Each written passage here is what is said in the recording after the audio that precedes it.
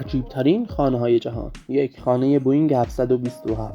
همانطور که از نام سازه مشخص است، این هواپیمای قدیمی و توخالی دارای 3 اتاق خواب، 2 حمام و 1 اتاق نشیمن و جکوزی مشرف به دریا است. 2. خانه حبابی. صاحبخانه حبابی طراحی بین‌المللی به نام پیکاردین است. این خانه‌های متفاوت مشرف به دریای مدیترانه و به شکل حباب‌هایی روی هم شکل گرفته‌اند. 3. صخره‌خانه.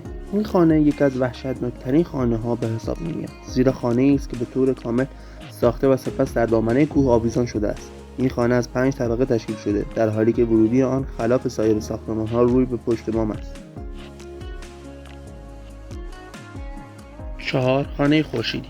این خانه هم توی فرانسه و نزدیک شهر استراسبورگ به شکل جواهر یا سفینه فضایی ساخته شده. شکل این خونه به اون اجازه میده تا بیشترین مقدار انرژی خورشید رو جمع‌آوری کنه. 5. خانه کرت. این خانه به عنوان باریک‌ترین خانه در جهان شناخته میشه. خونه‌ای تو لهستان واقع شده است. این خونه حتی برای زوج‌های متأهل هم مناسب نیست، چون بسیار باریک است و طول وسیع‌ترین ناحیه توی آن تنها 1 متر و 20 سانتی متر میرسد.